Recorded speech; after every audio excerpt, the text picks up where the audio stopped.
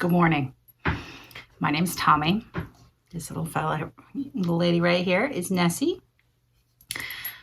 I am here in my studio, and you're absolutely welcome to join me on this beautiful sunny day. You see sun coming in my windows. It makes it really hard to record, but I'm not going to complain about sun.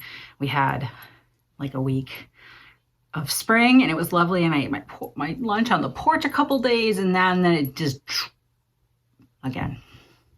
But I think we're on the way up. I think spring has sprung, for real. Welcome. Did I say? My name's Thomi. Today is March 18th. I better look. I better know. Yes. March 18th, 2026. I am coming at you a bit later than I anticipated. You know, life, just as everybody says, life lifed. But I did so many things, and some things that were totally unexpected. I have a finish. I didn't expect to have a finish. I have a finish. I started a new model stitch because I finished charting a piece, and you'll see that. I've been teasing it on Instagram, so probably about halfway through. I'm not sure yet. I'm just starting. What else? What else did I do? Let me see. We went on a trip. I'm in central New York, like on the east side of the Finger Lakes. If you don't know New York geography, there's a bunch of lakes that run north-south that were dug out, Ice Age stuff, right? And so there's these long, skinny lakes, and I'm on the east side, closer to the Atlantic than to Lake Erie, which is where Buffalo is on the Lake Erie side, on the west side of New York State. It's a great city. I was born in Buffalo. I have cousins who still live there. But we went because my son was accepted at Buff State University. So that's awesome. So we went for a visit and a tour, and decisions have been made. But on the way back home from that, we spent a night. On the way back from that, we just happened to be near Hobby House Needleworks. So I made a stop there. So I'll show you some of the things that I got there. I didn't get a whole lot. It was my second trip, so it wasn't nearly as overwhelming. It was good. It was good. I could focus. I enjoyed it. Let's see, what else? I have a bag drop.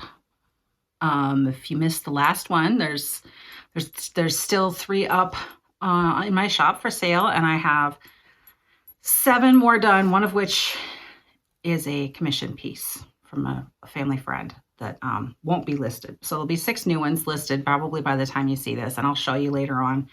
I'll show you all 6 of them.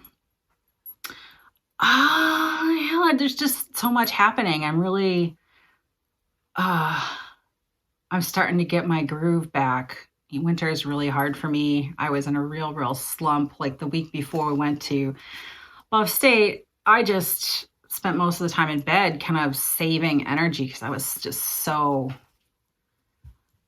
fibromyalgia, you know, sometimes it just takes over your life, but that seems to have passed. So I'm happy about that. Are you starting to look pretty? Huh?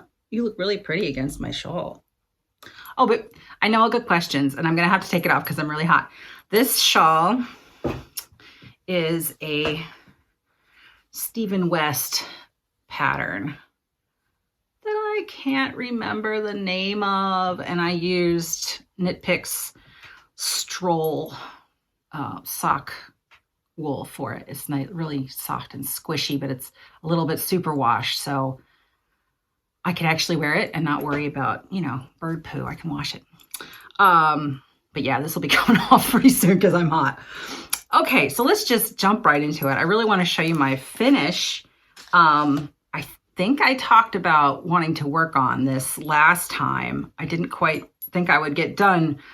I thought I might get done by the end of March, but here it is, mid-March, and I finished this on the, did I write down the date? I finished it March 8th. So this is Mother Earth by TinselCrossStitch. And let me put myself on this side. Kind of washes out a little bit. There we go. You can see I finished all of her. I put French knots in. None of the colored bits were called for. Like the French knots weren't called for, and the colored centers. So that's like a purple with French knots, and I just kind of, I made her heart red, and her face is the sky. She's got an orange crown. This was the first pattern I bought when I started really getting excited about cross stitch. I started it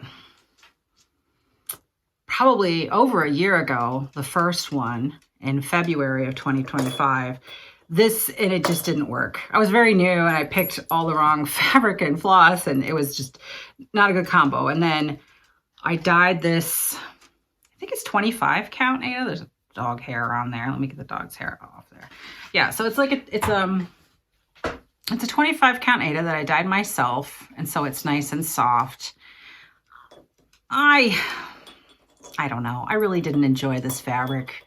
It seemed harder to count, which doesn't make sense, but it seemed harder to count than even like a 46 linen to me. It just did. I don't know why.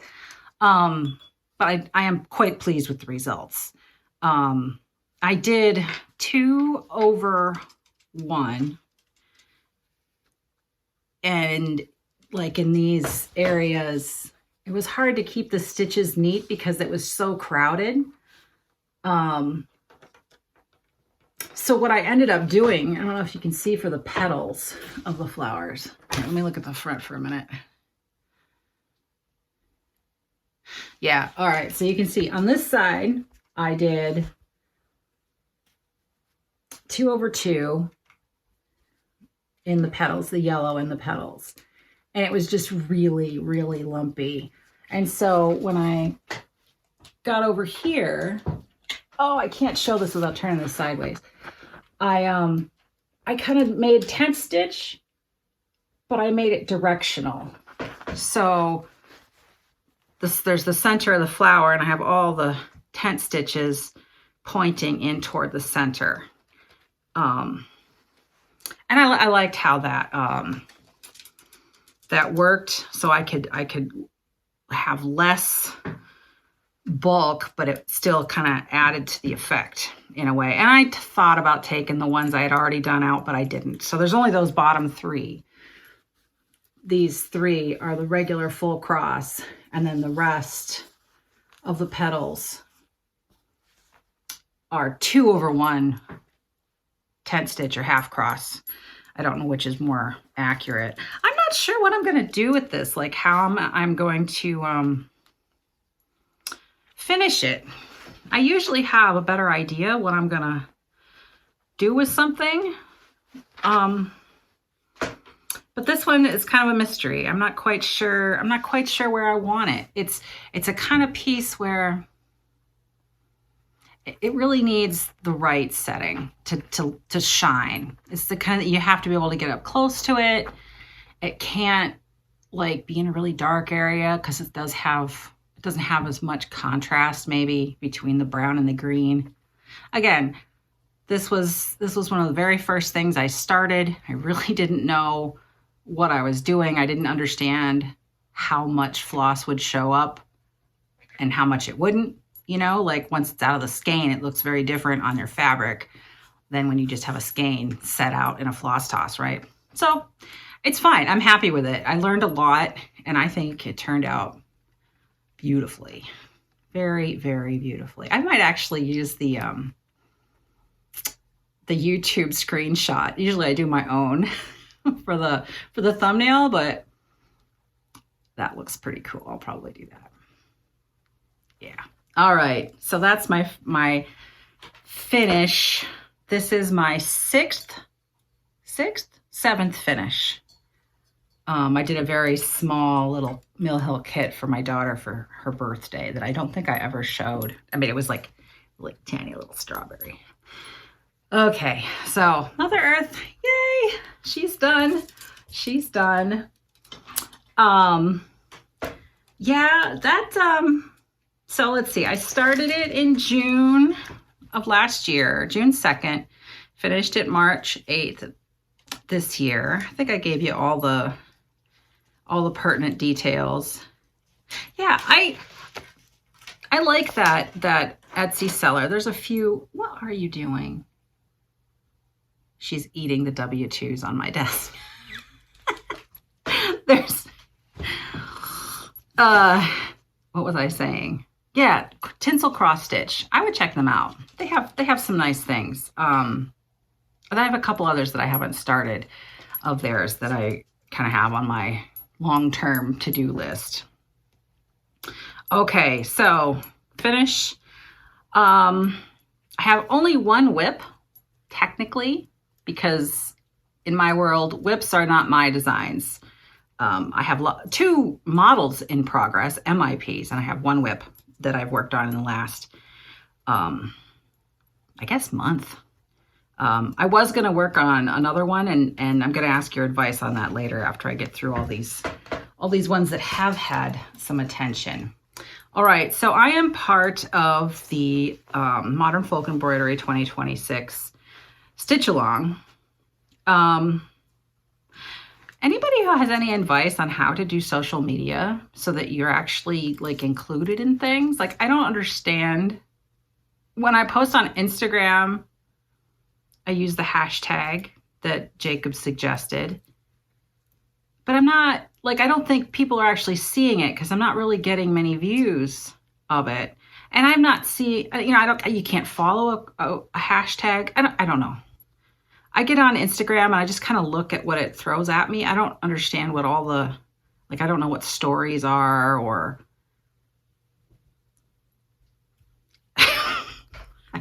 I'm not a social person. I would like to be.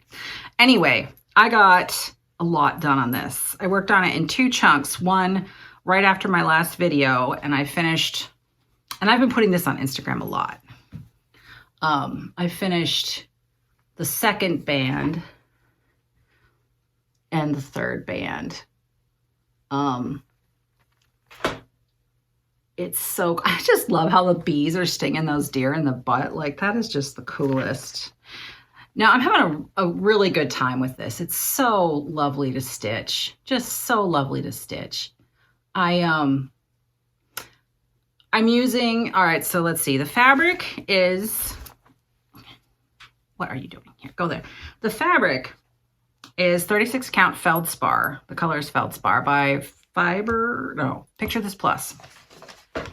And I'm using 12 weight sulky. The main variegated color is called eucalyptus. And then in certain spots, I'm adding a solid. So there's a purple, there's a blue, and I don't think I've used my solid green yet. No, I was going to use it in the letters because I thought they might show up better. But I did a test and excuse me, birds don't belong on heads. No.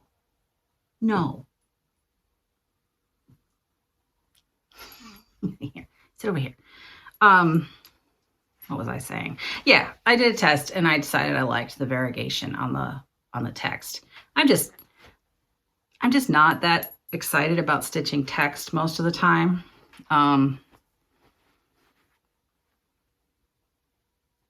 Yeah. But I love this stitch. It's just, here, I'll back up a little bit so you can see the whole fabric. Like that. I think the next, I'm not going to do this big. So the next bit is, let me get this folded right, is extra wide. And I'm going to spend 2 months on the next one, but I'm going to do, you're being, excuse me.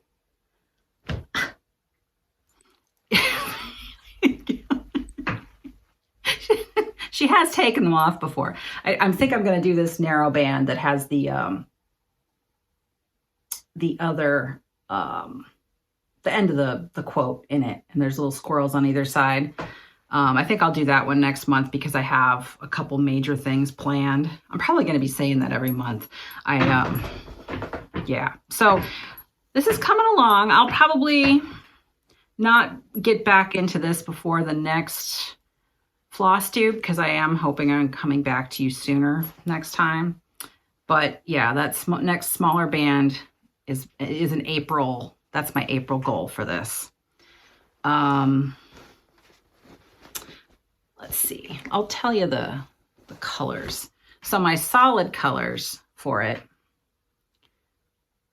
The purple is number 1296. The blue is 1198. And the green is 0630.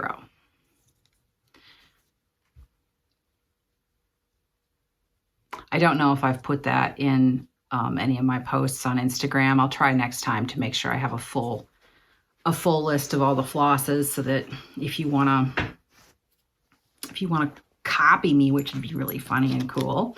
I haven't had anybody do that yet. Ooh, zipper. Sorry. I've been trying better to not do the zippers. And I have this in this bag because it's just beautiful. Okay.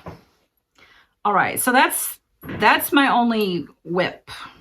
Next, I have my own design declaration, which is, I think I'll put the mock-up up there. This is my America 250, like celebration stitch.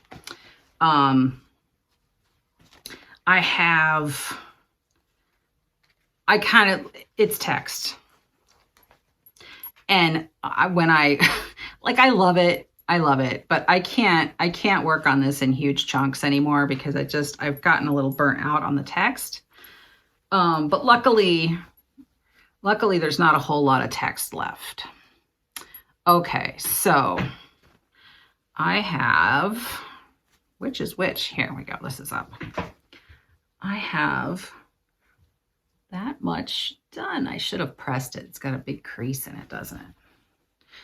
So here we go. I've got Life and Liberty all the way down to Life and Liberty. I do like, I like the curve of the stars. I like that it's a real subtle curve. So from the mock-up, you can see like in here, there's going to be fireworks, and in here, fireworks. Not even on the screen yet.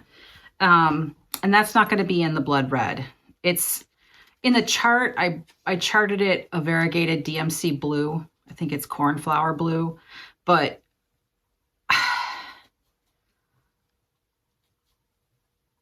I don't know. I can't help but mess with things. So I took a length of white DMC and I dip dyed in Dynaflow. One end in yellow and one end in blue.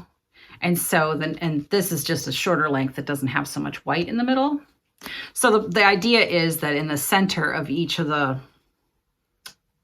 bursts of fireworks, in the center, it'll be like blue or yellow, back and forth, or white. And so then it'll gradually change color as the star, like the sparkly bits, as the sparkly bits come out, it'll change from blue to yellow. And I think that might work. I don't know. I might just end up doing it plain white. I don't know. We'll see. But by the next time you see it, I should have at least figured out that much. She's on a roll today.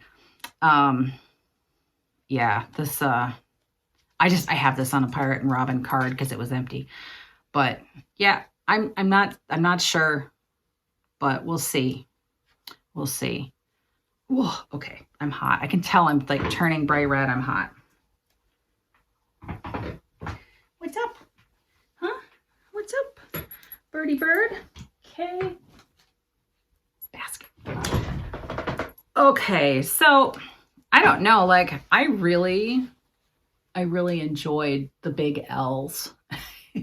They were fun to design and they were fun to stitch too. They were very fun to stitch. I do like how the text looks.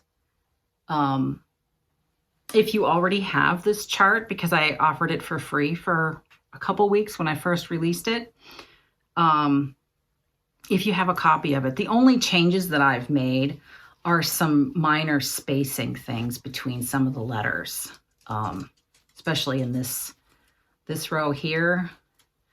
It was uneven for some reason, and I evened it out. But that's been fixed on the pattern. It's available right now on my shop. I'll have the link down below. I'll run it across the screen here too. So this is available right now in my shop, along with my first pattern, Grandma Nitty. And they're not expensive, 12 bucks. 12 bucks. So did I tell you this is, all right, this is 46 count. 46 count fiber on a whim. The color is stone. The floss is Pirate Robin, blood red. Yeah. And so, you know, I have some text left to go down below. Down in here, there's, you know, and pursuit of happiness. Life, liberty, and the pursuit of happiness is the rest of it. So, to get it done in time for the 4th of July, not finally finished, but just done stitching, I need about 515-ish stitches a week. And when I stitch it, it goes pretty fast. So I'm not worried about that. I'll probably, I don't know if I'll pull it out every week, but you know, if I pull it out once a month and work on it for a week, I'll have no trouble getting it finished. Unless, of course, I can't figure out how to make the fireworks look good. And then all bets are off. Nessie's so cute. I'm petting her. I'm sorry. She's being very distracting today. She's been in a bad mood, so I haven't had her out a whole lot. She's been very, very pointy and sharp with her beak. I don't think she appreciates the return of winter either. I had her out on the porch one of the days. It was warm enough to have her out on the porch. I have a special little secure cage that she can go outside with me. So she enjoys being out in the fresh air and chirping at the other birds. She gets really offended by crows. We always have the same 3 crows. It's like they're like, you know, you'd think it'd be 2, there'd be a pair, but no, there's 3. I don't know if there's 2 males or 2 females or what, or if they're all females. I know that there's like some of that kind of activity going on, but I can't tell who's who. But they make a lot of noise and Nessie gets offended and yells at them. And then she makes a lot of noise. Okay, so did I tell you everything? Oh, so declaration is 47% complete. So doing pretty good. And that's my first 46 count piece. And it's not as hard as I was thinking. I really like the coverage. The 1/2 on 46 count looks really good. This next piece is brand new. It's a model. It is how many percent done? Let's see. 22% done as of this morning. I was working on it. And I teased it a little bit on Instagram by showing the fabric and the floss. So I'll show you guys the floss.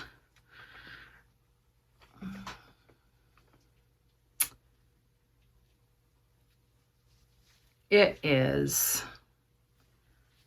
seemingly deceptively simple with these colors. But if you really look, there's like 10 different versions of white or something like that. There's 18 colors in this pattern. It's called Family Heirloom. And the story behind it involves my grandma again. When I started the pattern with the swan, Grandma Nitty, the swan and the clematis, you know, I was thinking a lot about my grandmother and, you know, all the different things that she had in her house and the stories she would tell me and stuff. And there's a few things that are like everybody that knew her, like everybody knew she knitted and everybody knew that she liked this blue and white china called Blue Danube. And so she had like a really beautiful set of china, which I inherited. And there was a set of 3 planters. This is the last one. This wasn't broken when I started this project. It is broken now, and I will be fixing it. But in this planter always was a shamrock, an oxalis, green-leafed oxalis, and lots of Irish ancestry in both sides, lots of recent immigrants, even though like everybody in my family is really, like the generations are really big because people live till their 90s and early 100s. So my great-grandfather was born, I think, in 1880. No, before that, 1870s maybe. So a lot of recent immigrants. And the story about this plant was that one of the old aunties brought it from the home country in her bra when she emigrated, and that this plant had been kept alive by all the different people, all the different women who had been in the family. And my grandmother had the plant, and I've killed it. Which is one reason the planter broke, is because, oh, it's a long story. I cried. I really cried when I cried first when I realized that I had killed the plant, because it's one of those plants, like it fades a little bit, sometimes all the way. This time of year, it'll be like all the stems and flowers and everything die. And you're like, ah! But then it comes back, as long as you don't like drown it or totally let it dry out. And so I've learned this over the years. I've had this plant. My grandma died, 1997. And my mother had the plant after that for a while. But then when my mom passed, I got all her plants because my dad was afraid he would kill them all, which he probably would have. I'm glad he gave me her plants, but then the house looked naked. Anyway, I'm kind of babbly today. I'm sorry. So I had the plant for a long time. And I had divided it and given it away to a couple people. And I realized that I killed the plant like 2 years ago. And so the planter has just kind of been sitting in the same spot. And then, you know, as things happened, it got knocked off the shelf and it broke, and I cried. And so it broke kind of while I was thinking about my grandmother and like really, you know, starting to make design ideas. And so this idea kind of came up. I was so devastated that I had, like, the family heirloom was gone, right? I didn't even have the pot that it was in. But recently, a friend that I had given, a friend that I had given a cutting to has the plant. And when it's time to divide in the spring, she's going to divide it, and I'm going to get some of it back. And so it won't be gone forever. And so I'll fix my planter. I'll fix the planter. And, yeah, we'll see. But that made me feel really good. And so I continued on with this design idea because it doesn't make me sad anymore, right? So what I'm going to do, I'm going to show you up here, maybe the whole screen or maybe just up here. I'm not sure how it's going to work yet, editing wise. I don't know how I'm going to do this, but I'm going to run the recording of my design process for this. I use an app called Procreate to do my digital painting and drawing. And you can record, it automatically will record your screen as you go. So watch this, and when it's over, I think it's just a couple minutes long. It's like 2.5, 3.5 minutes. And then I will show you where it's gotten to after the design process. Okay? All right. So watch.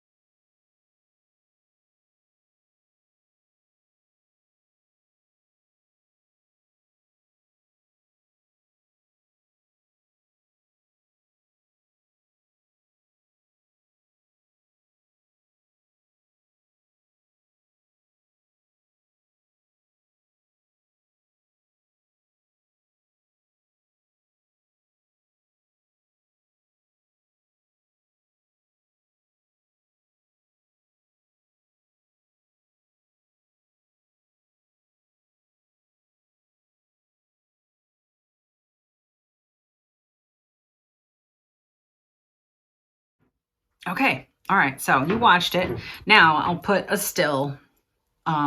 This is the painting that I ended up with. Quite a process. If you watched all the way through, it was quite a process. It changed so many times. I think I started this last August, in August 2024. I think that's when I actually started doing the drawing and the ideas and stuff. So that was the drawing. And now here is the model, the digital stitch model. Okay. They don't look a lot. I mean, they look very different. The fan I realized while I was doing the painting that I wasn't going to get that lacy detail of the fan the way I wanted. And then to go in and do the stitch, do the charting. So I decided to just have the bones of the outline of the fan, and then to do, to do all the detail in the charting program, which I use Stitchly. Very economical, mostly full functional. I mean, there's some things, every app has some things you wish were different, right? But it's a pretty good app. So you want to see where I'm at? Okay, so we've got 18 DMC colors. I haven't quite got them all incorporated yet. I kind of wanted to before I showed you, but it's close enough. All right, so the fabric is Manny Dodonna, 40 count Manny Dodonna. The color is Purple Garden. And I got this in my first trip to Hobby House. I had something completely different in mind for it. And you'll see, like, through the design process, you notice the colors changed a lot. And when everything came together, it was because Diana Bloom, she was talking about one of her new, I think it was a new release, but she was talking about how she charted the dark shadows in a really dark purple. And so, bing, bing, bing, bing, bing, bing. Yes, purple is what I need. And so then this fabric became like my focus, and then I could pull all my colors, and then, that's when it started to, and I think she mentioned that only, I don't know, maybe a month ago. I don't know if it was an older video I was watching. I'm not sure. But here we are. Here we are now. So the fabric has like, it's very subtle. So there's purple, and there's a little bit of green, and there's some taupe, right? Like, and there's a lighter area. Like I tried to get the planter over the lighter area so that the light stitching would look better. So the very center of the pattern is like right here. So the fan will go here. So each edge of the fan will touch these more purple spots.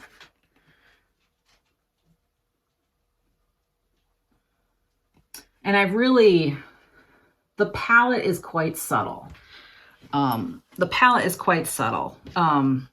of these colors are very close to the colors on the fabric itself. Like if I pull out these ones, all those colors are sort of part of the fabric. And so there's places in the pattern where they blend in, and that helps when it's done anyway. That'll help give it a dimensional look. You'll feel like the light playing across the surface. So the planter, even though it's a white and blue planter, this is like the only pure white is like right along this edge here, and the rest is other pastels that will kind of keep your eye moving, and then but still nice and white and bright.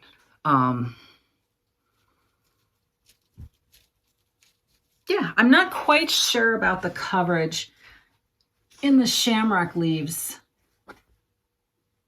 I'm doing 1/1, and I think that I was waxing my thread, and that always, it defluffs it basically. And so I think if I don't wax my thread, the coverage should be better. So I'll probably do that for the next, for the rest of the leaves. Yeah, I'm really excited about it. It's the color on the fabric is coming out pretty good here. A little bit faded. Can't quite get it. Yeah, the sunlight's a little bit uncooperative, but yeah, it's coming. It's coming. This is 22%.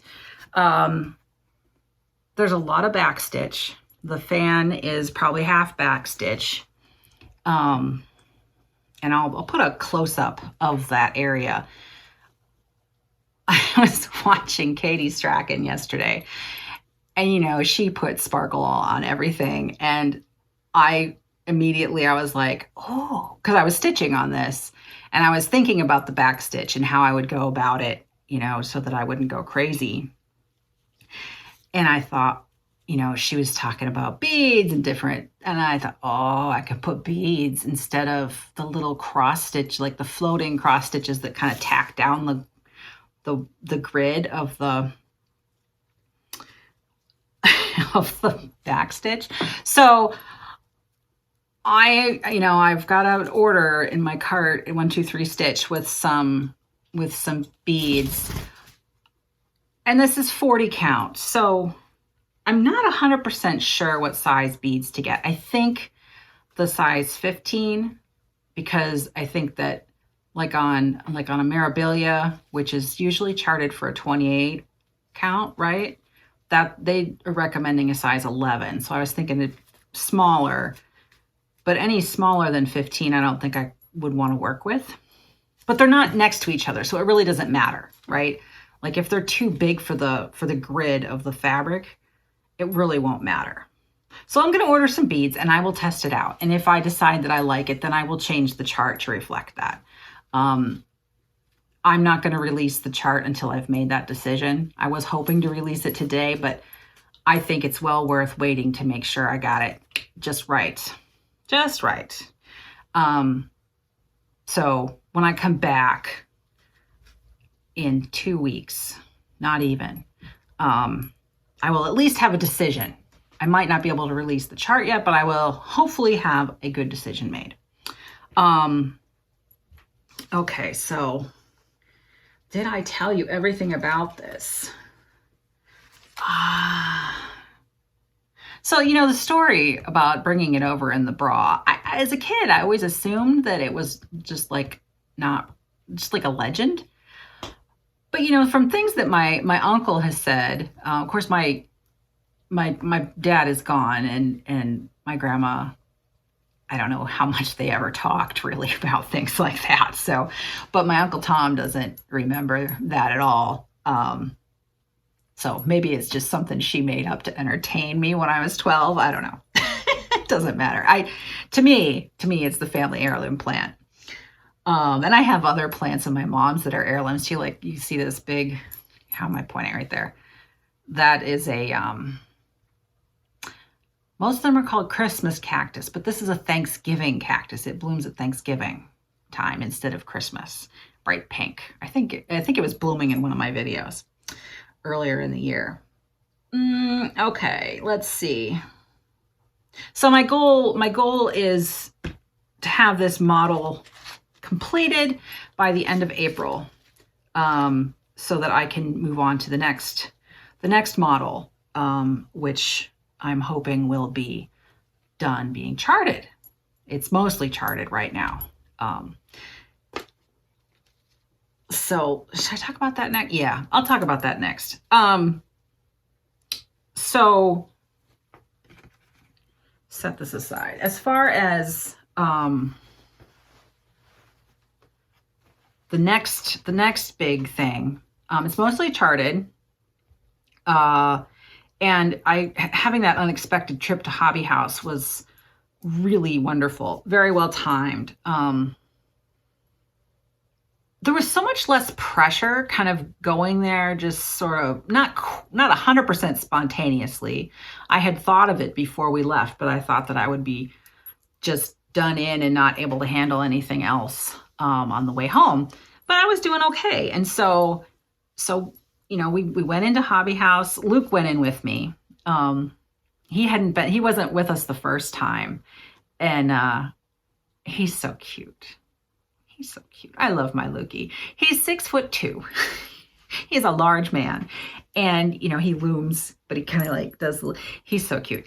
And he was walking around he looked at a lot of the models because, you don't usually see cross stitch anywhere. And we don't go anywhere anyway. So he was looking at a lot of the models and all the little things around. And then he started helping me with color. he was very helpful with color. I had, you know, my digital image of the piece that, you know, I got to this point with this chart. I'll tell you, it's a pond scene at golden hour, you know, like in the evening in the summer when everything turns that orangey gold color and kind of vibrates color wise. That's the chart. But, you know, I was to a point where I needed to start pulling some actual floss so that I could really, you know, get into the specifics. And I couldn't do that until I had fabric, because I knew it would be a very specific fabric. And so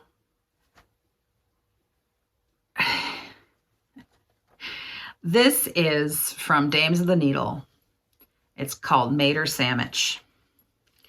And it is so pretty. Look at that color. I don't know if I can get the color to show up right. There, that's better. Yeah, look at that. It is just like the most beautiful red orange. Love it. Okay, so, you know, I told, you know, Luke knew the plan. And so he helped me look through the stacks and stacks and stacks of fabric. And we had 4 out on the table looking at them. But this one, once we opened it up, it was just, okay, that's definitely it, right? So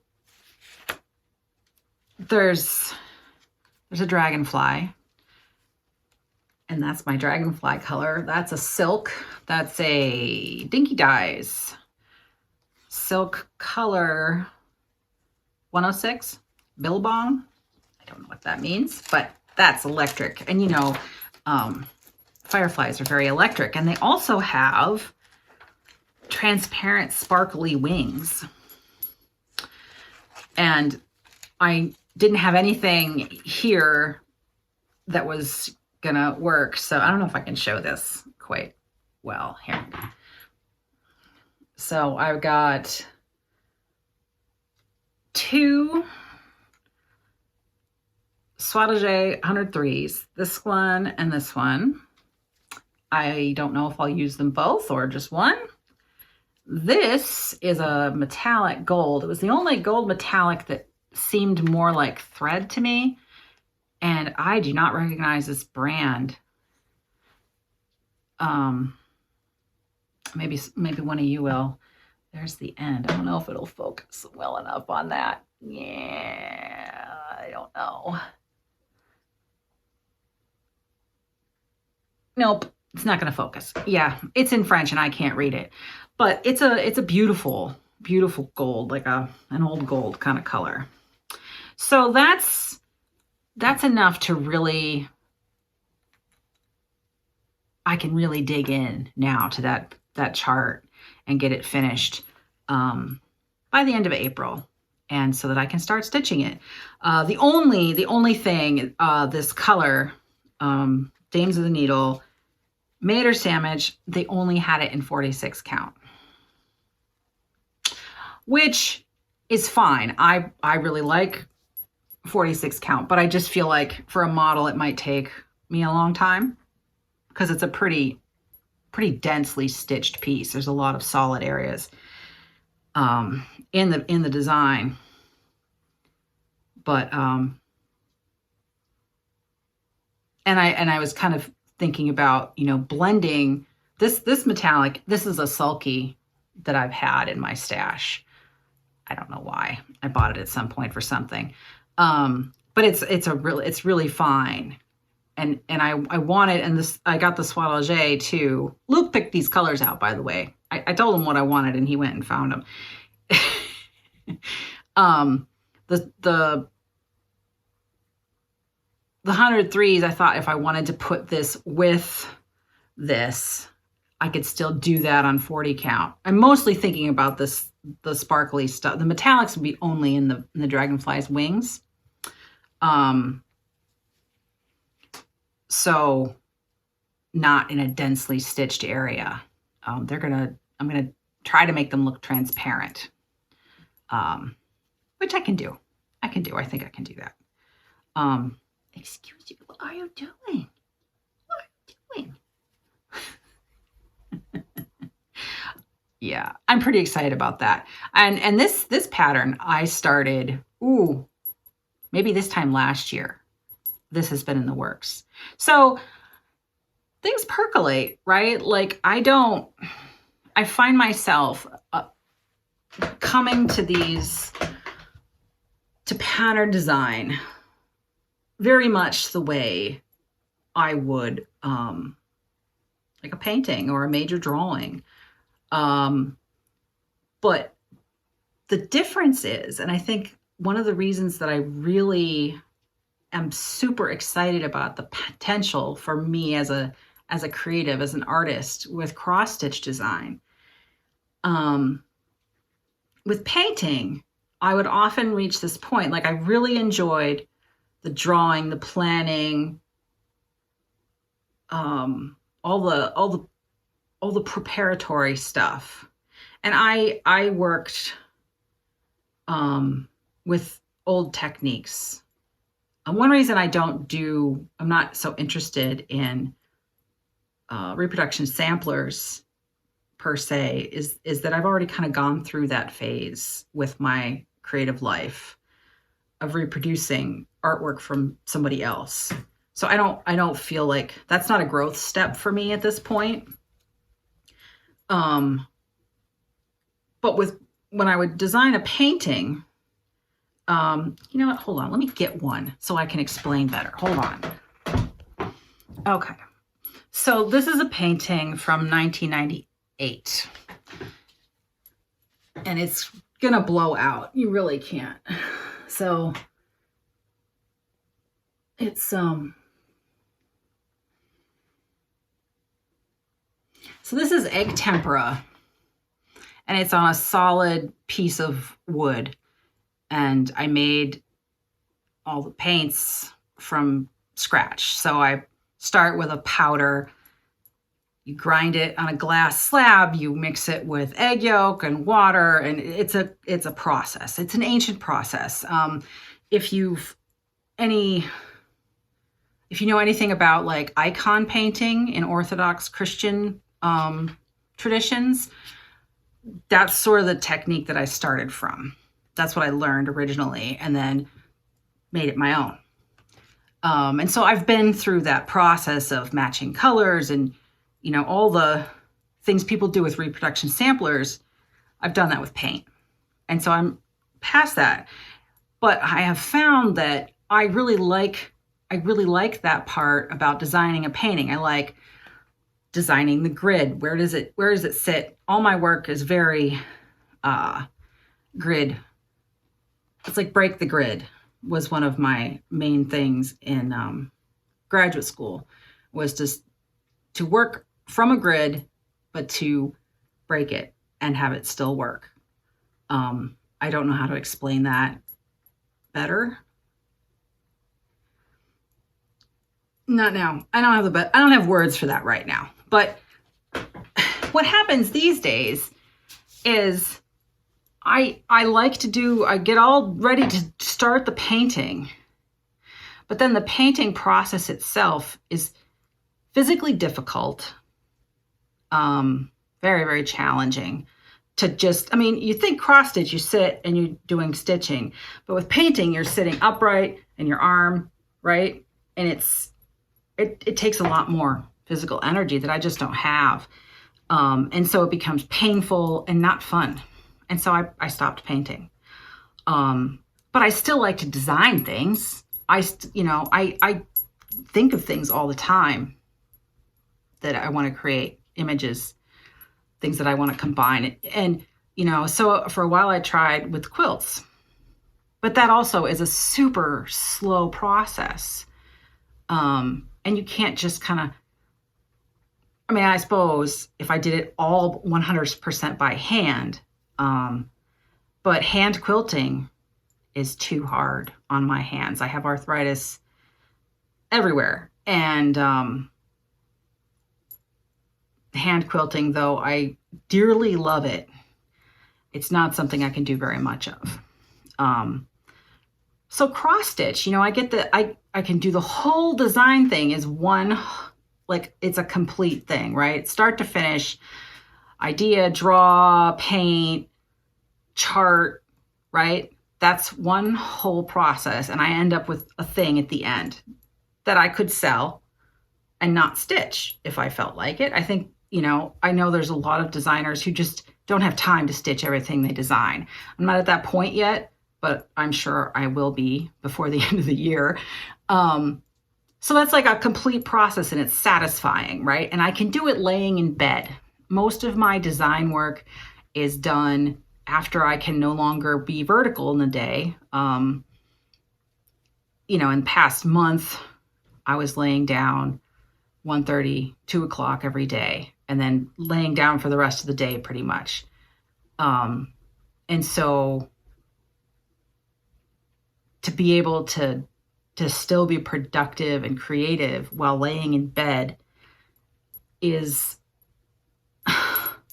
so good for my mental health. Like being stuck in bed at the end of winter when it's gray and freezing is really depressing. And I've lived many years like that where it's just freaking depressing.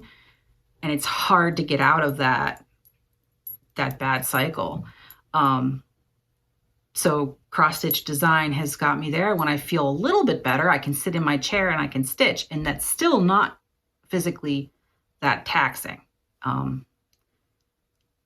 It's wonderful. I wish, like, the only thing I need now that would make it even more like accommodating to my disability would be to have a floor stand like a Lowery, which I didn't have that in my notes, but I did. I signed up for the Buy Me a Coffee thing, and I'll put the link down below.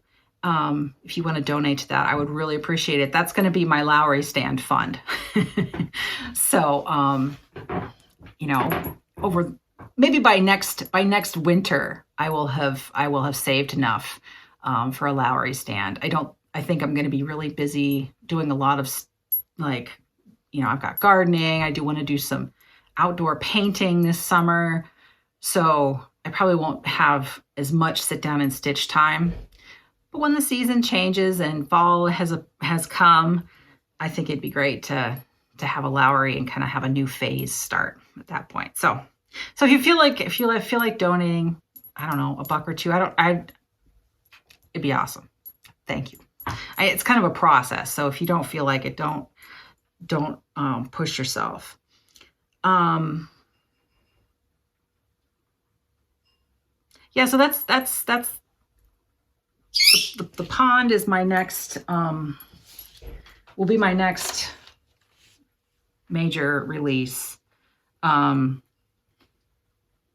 I said last time that I was going to work on small things, but I have done some initial drawings for some smaller pieces, but I haven't gotten into charting anything small yet. Go figure. That's okay. That's okay. All right, so there's that one. Let's see. Yeah, the Hobby House visit was great. The lady who helped me check out, her name was Anne with an E. She was lovely. Thank you, Anne. I had a really great visit. There weren't many people there. It was a beautiful day. The sun was coming in. It was a really nice day to go in there. Let's see. So that was the Hobby House visit. Yes, we went to Buff State. Luke has decided to go to Buffalo State University. They invited him into the honors program. He has a scholarship. So that was a very productive and good trip. It was really, when you're a mom and your kid's going to leave and be a couple hours away from home and he never has been before, you worry. But Joe and I were very pleased at the campus, the way it's set up. The administration is so personable and friendly, and it's a good place for him to go. and they're excited to have him. So that's, that makes a huge difference too. It's a small enough school that you're not anonymous. Like he'll actually be able to have real relationships with professors and other students and things. It's not such a big, even though it's in the middle of the city, it's awesome. The placement is awesome. There's the Albright Knox Museum and there's the Birchfield. I can't remember. Charles Birchfield Museum, and there's another artist that's featured as well, and I can't remember. But both of those museums are on the edge of campus, and how fantastic. And he's going into history, and like he wants to be an archivist. So working in museums and stuff is part of, so it makes sense for him to be in Buffalo for that too, because it's a great cultural center. Yeah, so that put my mind at ease. So that's good. One bit of stress. I don't, it's still going to be a big deal when he leaves, but I'm not going to be like totally stressed out in between now and then, which is good. Okay, so that's everything except for I need advice on a stitch. This is Modern Folk Embroidery, Wings of the Dove. I'll put the thingy up there. And it's, I pulled it out to work on it. I was excited. I'd been thinking about it for a few days, and I needed some bright, sunshiny color in my life, right? And I sit down to work on it, and I'm sure you can't see, but all right, last time I pulled it out, I discovered a mistake, and I did a bunch of frogging, and I fixed it, and I fixed it, and I moved on. I have found another mistake. And it's not just one mistake. It's like two conflicting mistakes. And so it almost seems like I just need to pull it all out. It's a very symmetrical and rhythmic pattern. And I can see that it's not symmetrical the way I have it now. And I'm also a little frustrated with how the floss just totally looks green, and I don't want it to look green. But I love the fabric. It's definitely the right fabric. I'm thinking of frogging the entire thing. A few thousand stitches at this point. I don't know. I was thinking of doing it in, I have white sulky, and I think it would look really smashing in white sulky because the white on the edges looks really nice. So I don't know, guys. Should I? Because I don't know if I can fudge it. I mean, I could, but I'm always going to look at it and I'm going to see that it's not right, and I'm going to be irritated. So I think I'm going to have to frog all of that.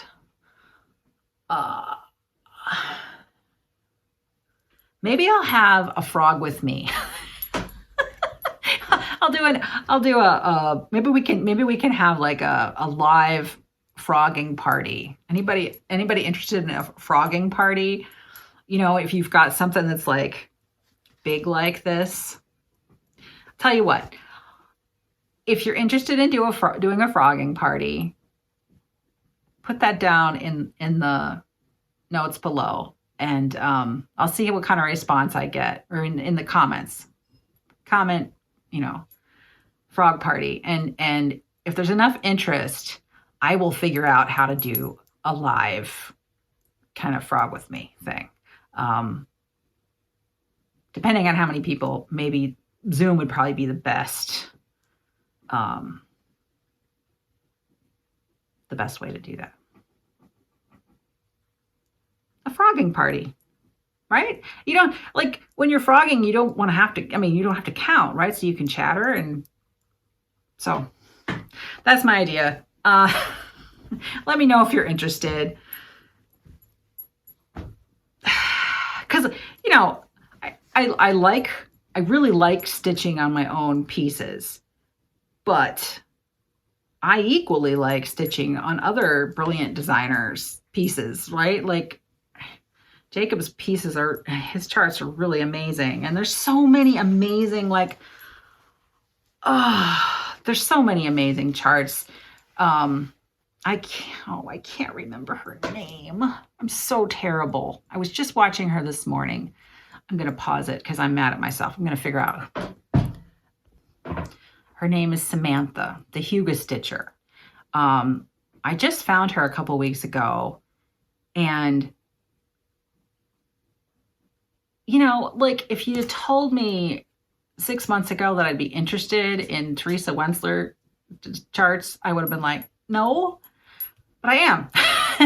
because Samantha, she pulls out some of the most amazing things, like and so I'm actually thinking about it. I'm not gonna take one on yet, but she's one of those designers that I've realized I could learn a lot from, and that I should stitch at least one big piece. There's a couple designers where I really feel like I even if I don't necessarily like, I mean, I have to like the piece to stitch it, but if it's outside of my normal like things that I would like, that doesn't matter, because I can learn something.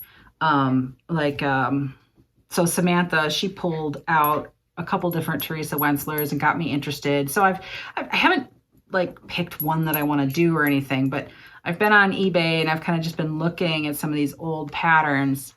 One that Samantha just finished, like a couple weeks ago, the YouTube I watched. The first time I saw her, she had finished Stargazer, which is a Mirabilia. And I did buy that one.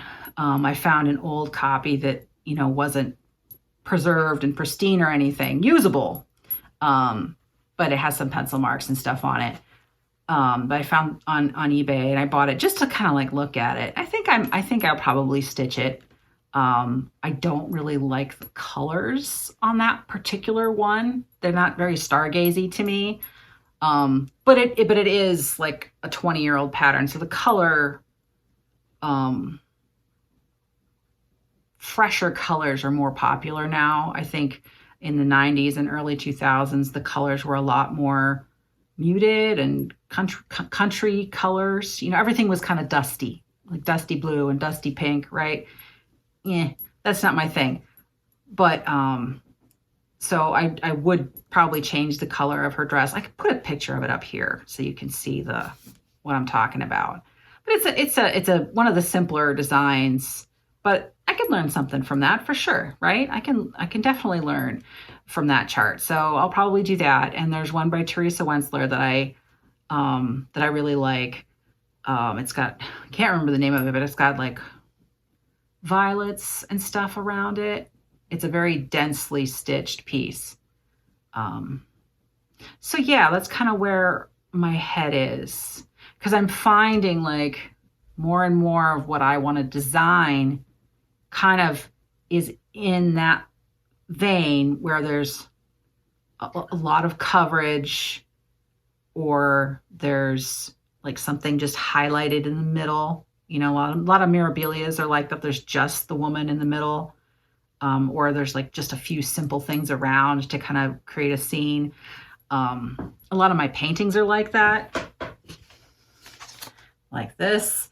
So this, yeah, you can't see it, but there's a couple dozen layers of little flecks of color, and they all float together to make white.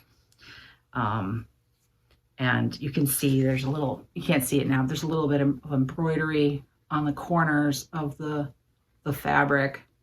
The flowers are dried daisies. So very, what you see might seem simple at face value. At face value, it's simple, but then when you delve into it, it's a lot more complicated. And I think that's probably where my patterns are headed. More eclectic. I think that I started to rein myself in very early with Grandma Knitty, because I chose to stitch it on a fabric count that I don't enjoy.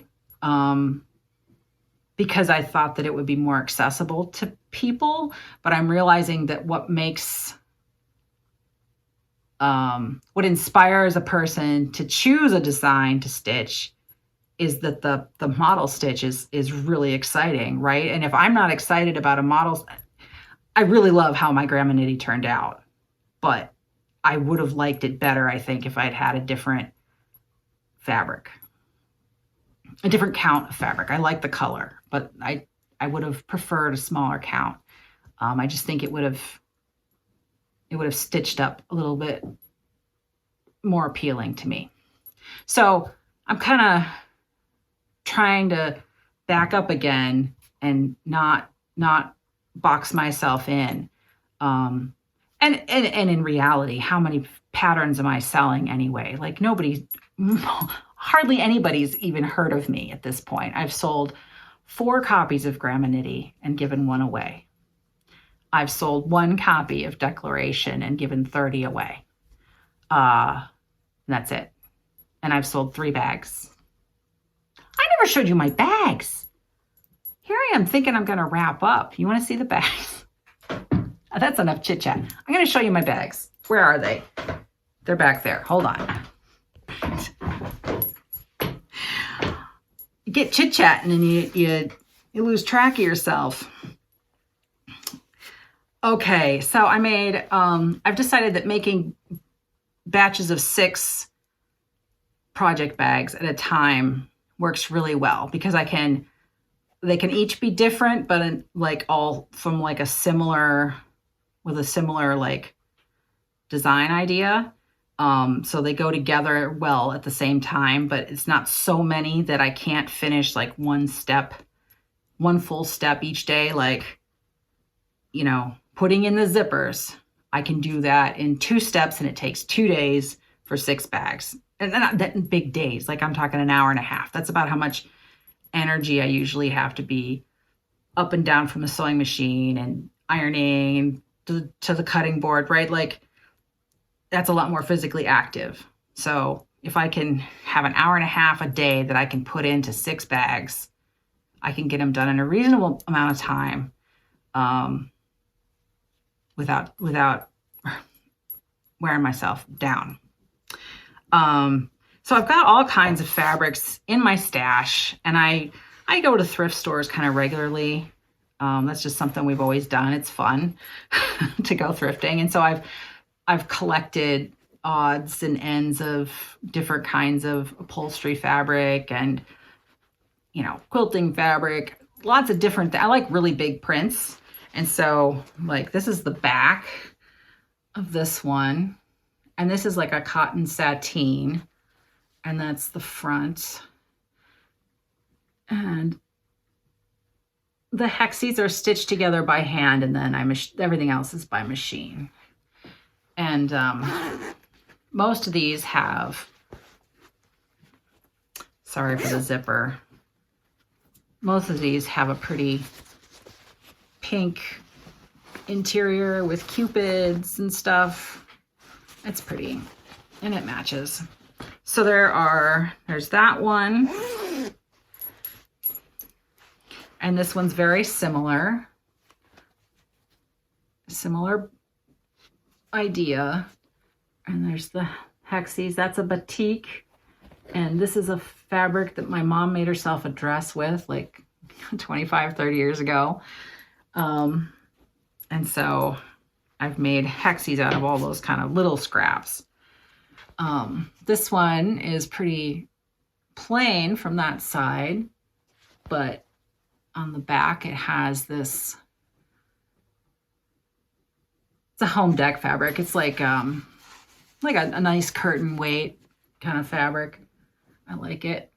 And that one has a vintage zipper. One thing I had to do, vintage zippers are great, except that the ones that you find are colors that nobody wants.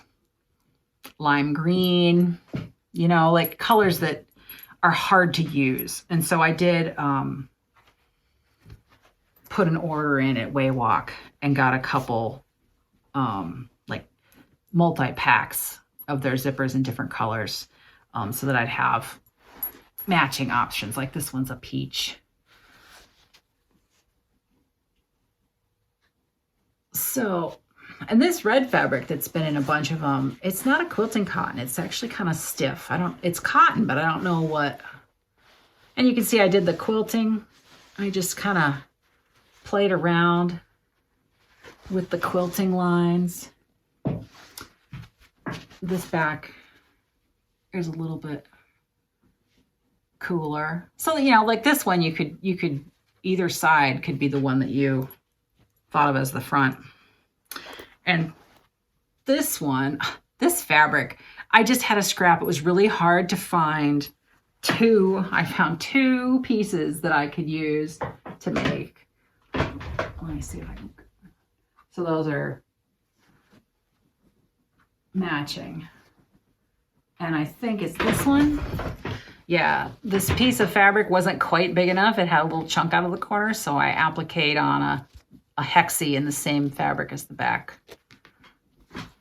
I think this one has a blue lining. Yeah, these ones have light blue linings. So yeah, simple project bags. They'll fit an 8-inch hoop, a 10-inch hoop, but they won't fit an 11-inch Q-snap. I think I'd design it to be a little different if I wanted to make them for a Q-snap. Something with a flat bottom, a little bit of a flat bottom, so there's more room inside. And this one, I'll show you this one. This one's not going to be for sale. This is the commission piece. And I quilted this one. You can just barely see like along the lines of the diamonds. Can't really tell. It's kind of cool. You can just barely see it. Wow, that does weird things to the camera. I like this one. I like this one. She said purple or blue or green. And so this is purple and blue with a little bit of peachy pink.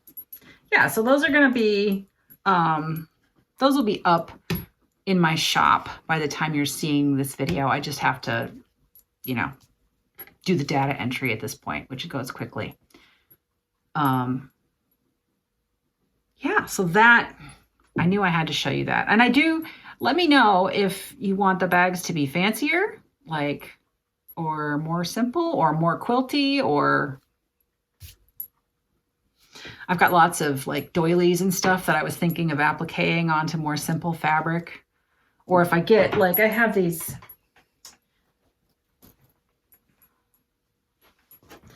like I have more of this fabric, but it's not like, there's not a whole flower. But I thought if I could applique a lace doily or something on there, that would be cool too. I've got lots of ideas. And really, I just want to make enough money to support my hobby. And that's pretty much it. It's exciting to make money. Like when I sold 3 bags. And so when I made the Waywalk order, it was my money.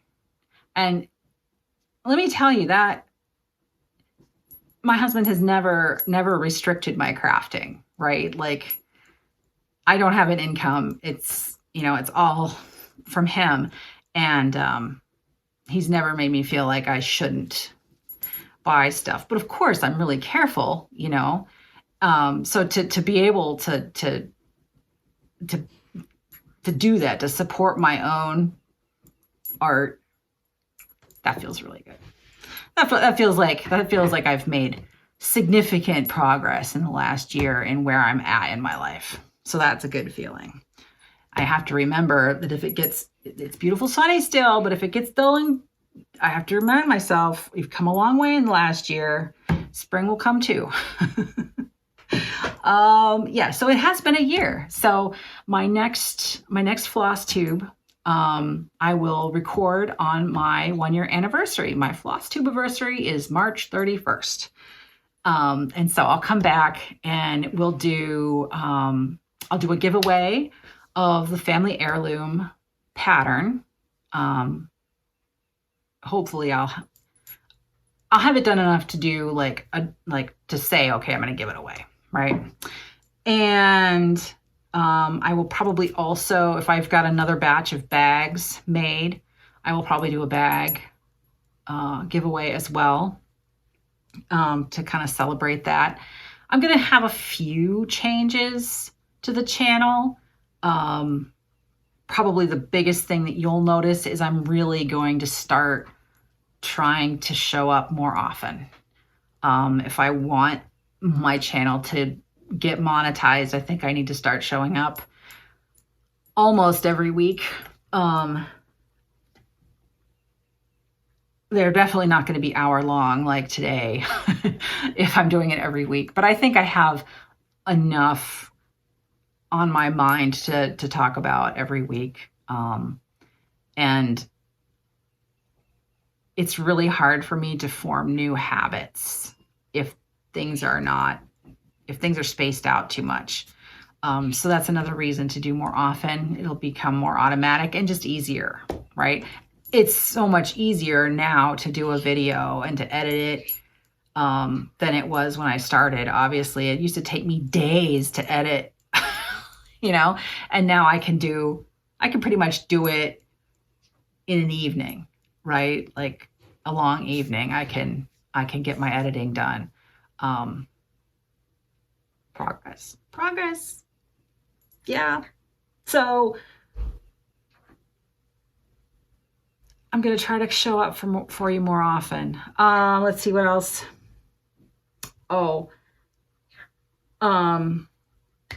I will also be talking about a big project that I'm starting to honor my mom. Her 80th birthday would have been April 12th. And I think it's time to do this project that I've had in mind for a couple of years, where I take a piece of her embroidery and a bunch of my embroidery and combine it into one piece as sort of a memorial, an honor. I don't know how to put it, but that's been in the works for a really long time. So I'll have that to show you. I might break it out and do that as an extra. We'll see. So yeah, it's spring. Lots of things are happening. The crocuses have come up. Luke saw a robin. I've got I've gone through my seeds. I had to buy carrot seeds. I had pretty much everything else that I wanted except carrot seeds.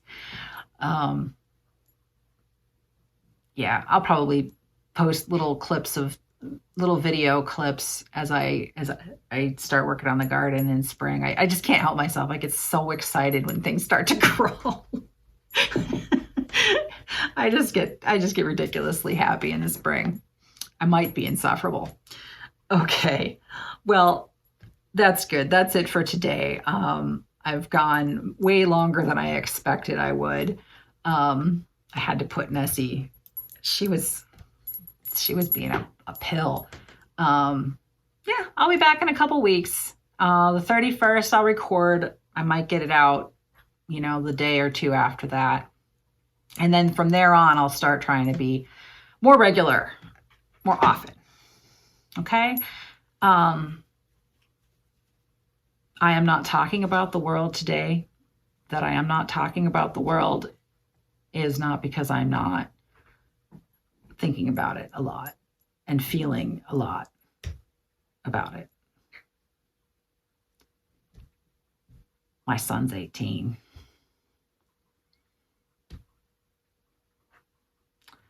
Yeah. I hope you are all well. I hope you are all safe. I hope all the people you love are well and safe.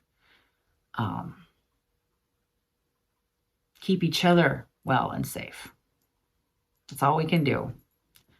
And there's a lot of ways to go about that. Do as much as you can. Don't wear yourself out. It'll take all of us, right? It takes a village. It takes a world village. Whew. Anyway, Be well. Thank you for sticking with me all the way to the end. I appreciate it.